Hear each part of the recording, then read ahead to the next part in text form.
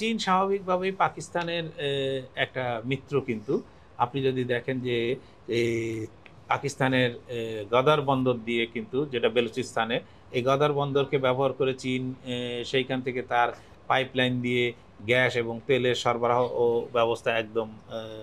ইয়ে কি বলবো, বেল্ট অ্যান্ড রোড ইনিশিয়েটিভের যে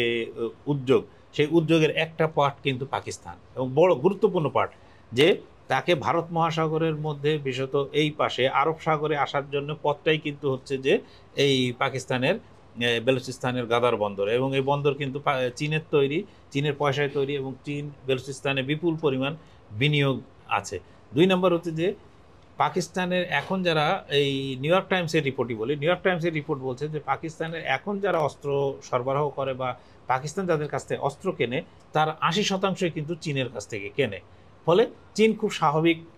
মিত্র পাকিস্তানের এ বিষয়ে কোনো সন্দেহ নেই। ফলে চীন যে এই পরিস্থিতিতে বড় যাচ্ছে, দুই দেশকে শান্ত থাকার বা